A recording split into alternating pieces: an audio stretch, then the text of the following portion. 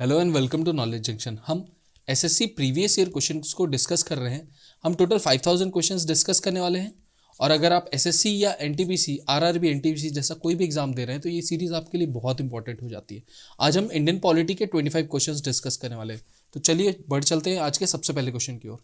पहला क्वेश्चन पूछ रहा है, a federal structure of India was first put up forward by. जो फेडरल स्ट्रक्चर है इंडिया का वो पहली बार पुट अप किया गया था एक्ट ऑफ 1935 के द्वारा। जो एक्ट ऑफ 1935 था उसमें फेडरल स्ट्रक्चर के साथ साथ आपका फेडरल बैंक जो कि आरबीआई हुआ और फेडरल कोर्ट, ठीक है, जो सुप्रीम कोर्ट ऑफ इंडिया बना फाइनली, उसका भी प्रोविजन दिया गया था। नेक्स्ट क्वेश्चन की बात करते हैं, which of the following exercised the most profound influence in framing the Indian constitution. तो इनमें से सबसे ज्यादा किसका इन्फ्लुएंस था इंडियन कॉन्स्टिट्यूशन। तो जो आंसर हो जाता है वो हो जाता है गवर्नमेंट ऑफ इंडिया एक्ट 1935। जो गवर्नमेंट ऑफ इंडिया एक्ट 1935 था उससे मैक्सिमम लॉज लिए गए हैं या मैक्सिमम आर्टिकल्स इंडियन कॉन्स्टिट्यूशन में लिए गए हैं। अगर ब्रिटिश कॉन्स्टिट्यूशन की बात करें तो हमने पार्लियामेंट्री सिस्टम लिया है, हमने रिट्स ली है, हमने बाई कैमरल लेजिस्लेचर लिया हुआ है। अगर यूएस कॉन्स्टिट्यूशन की बात करते हैं तो यूएस कॉन्स्टिट्यूशन से हमने फंडामेंटल राइट्स ली है। उसके साथ साथ जुडिशियल रिव्यू का कॉन्सेप्ट लिया है, इम्पीचमेंट ऑफ प्रेसिडेंट, और उसके साथ साथ कोर्ट का स्ट्रक्चर लिया है। जो कोर्ट का हमारा स्ट्रक्चर है वो हमने यूनाइटेड स्टेट्स से लिया है। आयरिश कॉन्स्टिट्यूशन से हमने एकमात्र बहुत मेन चीज ली है वो है DPSP, directive principle of state policies. Next question की बात करते हैं। नेक्स्ट क्वेश्चन पूछ रहा है, how does the constitution of India describe India as. तो जो इंडियन कॉन्स्टिट्यूशन है आर्टिकल 1 में डिस्क्राइब करता है इंडिया को as a union of states, ठीक है। तो आंसर बी करेक्ट हो जाएगा। नेक्स्ट क्वेश्चन कह रहा है, the system of judicial review originated in. तो जो जुडिशियल रिव्यू का सिस्टम है वो कहाँ से ओरिजिनेट होता है। तो अभी हमने बात की कि जो कोर्ट्स हैं, इंटीग्रेटेड कोर्ट्स का सिस्टम है वो हमने कहाँ से लिया है, यूनाइटेड स्टेट्स ऑफ अमेरिका से लिया है। और उसी के साथ जो जुडिशियल रिव्यू है वो भी हमने यूनाइटेड स्टेट्स से ही लिया है। अगर रशिया की बात करते हैं तो हमने रशिया से फंडामेंटल ड्यूटीज को लिया है। और जर्मनी का जो कॉन्स्टिट्यूशन है जिसको हम वेमर्स कॉन्स्टिट्यूशन कहते हैं वहां से हमने लिया है suspension of fundamental rights during emergency, ठीक है। नेक्स्ट क्वेश्चन की बात करते हैं, प्रिवेंटिव डिटेंशन मीन्स। तो प्रिवेंटिव डिटेंशन का क्या मतलब होता है। देखिए, प्रिवेंटिव डिटेंशन होता है कि हम किसी भी व्यक्ति को अंडर कस्टडी रखते हैं इसके पहले कि वो कोई काम कर सके, ठीक है।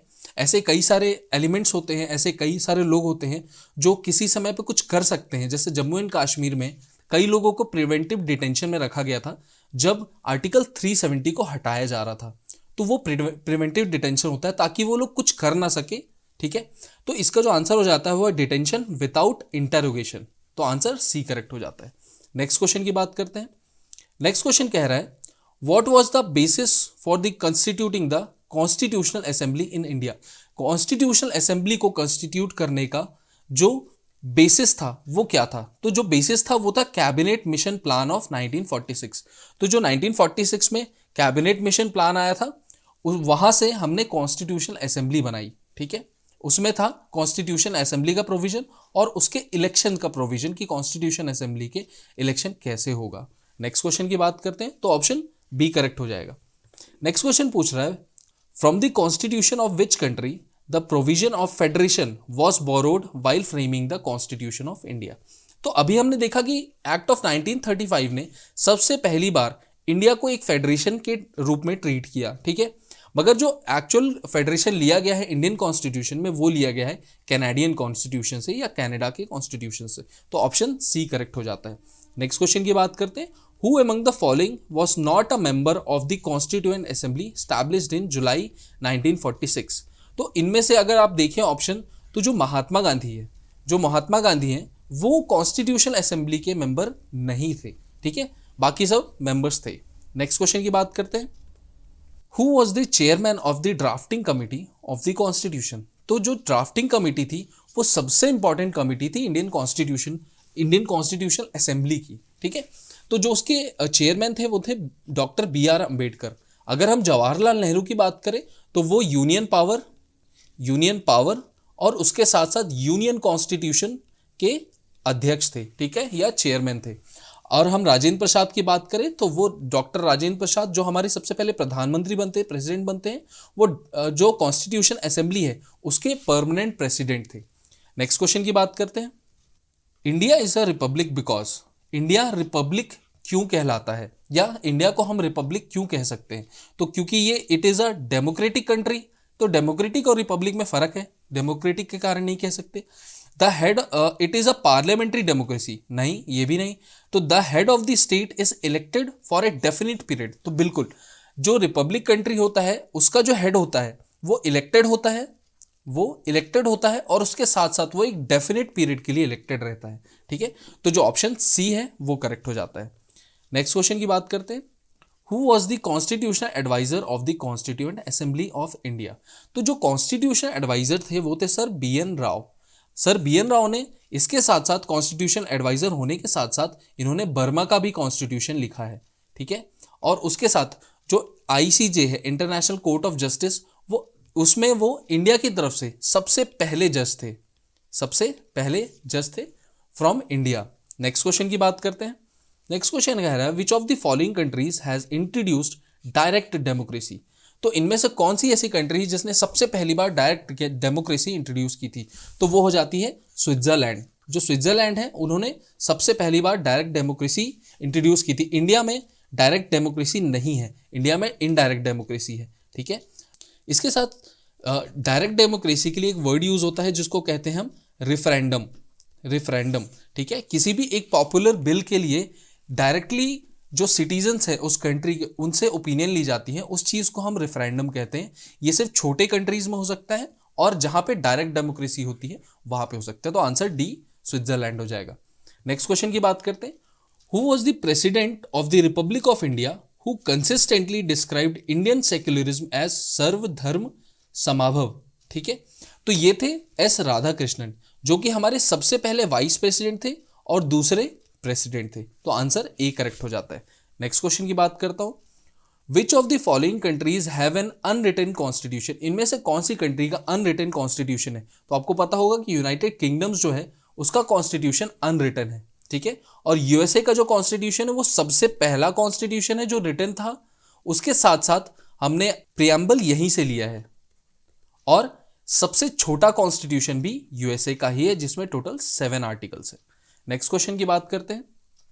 नेक्स्ट क्वेश्चन कह रहा है the constitution of India was adopted on. तो जो इंडियन कॉन्स्टिट्यूशन है वो कब एडॉप्ट किया गया था? ठीक है, 2 वर्ड आते हैं, एडॉप्ट और इनैक्ट, ठीक है।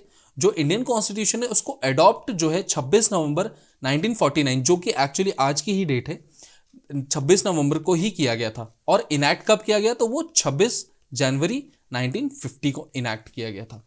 नेक्स्ट क्वेश्चन की बात करते हैं। Which of the following is a feature to both the Indian federation and the American federation? Indian federation और अमेरिकन फेडरेशन का एक कॉमन फीचर इनमें से क्या है? सिंगल सिटीजनशिप तो नहीं, यूएसए में सिंगल सिटीजनशिप नहीं है, डुअल सिटीजनशिप है। डुअल जुडिशरी तो नहीं, जो इंडिया में जुडिशरी है वो सिंगल जुडिशरी है मगर इंटीग्रेटेड जुडिशरी है, मतलब सुप्रीम कोर्ट फिर हाई कोर्ट फिर सबऑर्डिनेट कोर्ट, इंटीग्रेटेड है मगर सिंगल जुडिशरी सिस्टम है या जुडिशियल सिस्टम है। यूएसए में डबल जुडिशियल सिस्टम है। 3 लिस्ट इन द कॉन्स्टिट्यूशन, तो ये भी गलत हो जाता है। A federal supreme court to interpret the constitution, तो जी हाँ, जो कॉन्स्टिट्यूशन है, इंडियन कॉन्स्टिट्यूशन है, उसका जो इंटरप्रिटेशन करता है वो सुप्रीम कोर्ट ही करता है, और ये फेडरल सुप्रीम कोर्ट है, ठीक है। तो आंसर डी करेक्ट हो जाता है। नेक्स्ट क्वेश्चन की बात करते हैं। नेक्स्ट क्वेश्चन कह रहा है the constitution of India was framed by. जो कॉन्स्टिट्यूशन ऑफ इंडिया है उसको किसने फ्रेम किया था? तो बिल्कुल जो कॉन्स्टिट्यूशन ऑफ इंडिया है उसको कॉन्स्टिट्यूएंट असेंबली ने फ्रेम किया था, तो ऑप्शन बी करेक्ट हो जाता है। नेक्स्ट क्वेश्चन की बात करते हैं। Who among the following was the president of the constituent assembly of India? तो जो कॉन्स्टिट्यूएंट असेंबली ऑफ इंडिया थी उसके प्रेसिडेंट थे डॉक्टर राजेंद्र प्रसाद, जो कि पहले इंडियन प्रेसिडेंट भी बनते हैं। नेक्स्ट क्वेश्चन की बात करते हैं। The conviction that once a speaker always a speaker is followed in. तो जो कन्विक्शन है कि एक बार अगर कोई स्पीकर बन गया तो वो बार बार स्पीकर बन सकता है, ये यूनाइटेड किंगडम्स का फेमस सेइंग है या कन्वेंशन है, ठीक है। तो आंसर ए करेक्ट हो जाता है। नेक्स्ट क्वेश्चन की बात करते हैं, Indian penal code came into operation in. तो जो आईपीसी है, इंडियन पीनल कोड है, वो 1862 में ऑपरेशन में आया था। नेक्स्ट क्वेश्चन की बात करते हैं। नेक्स्ट क्वेश्चन पूछ रहा है, how many articles are there in Indian constitution. तो बड़ा इजी क्वेश्चन है। जो इंडियन कॉन्स्टिट्यूशन में आर्टिकल्स हैं वो है 395, ठीक है। जो पार्ट्स हैं वो है 25, इनिशियली जो 22 थे। अगर हम शेड्यूल्स की बात करें तो टोटल 12 शेड्यूल्स है, जो कि इनिशियली 8 थे, ठीक है। इसके बाद आपको पता है कि 8 के बाद जो 9 शेड्यूल आया वो फर्स्ट कॉन्स्टिट्यूशनल अमेंडमेंट एक्ट से आता है 1951।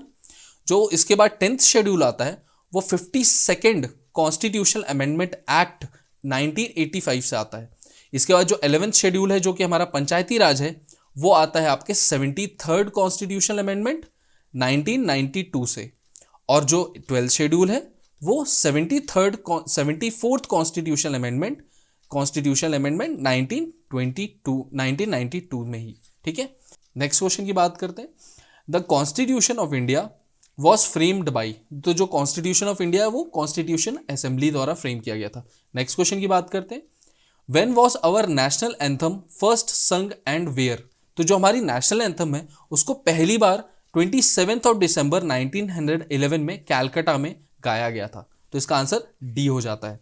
नेक्स्ट क्वेश्चन की बात करते हैं, the constitution of India came into force on. तो जो कॉन्स्टिट्यूशन ऑफ इंडिया है वो फोर्स में आया, मतलब उसे इनैक्ट किया गया कब? तो मैंने अभी बताया था 26 जनवरी 1950। अगर एडॉप्ट की बात करता तो एडॉप्ट कब किया गया था? 26 नवंबर 1949 को। नेक्स्ट क्वेश्चन की बात करते हैं।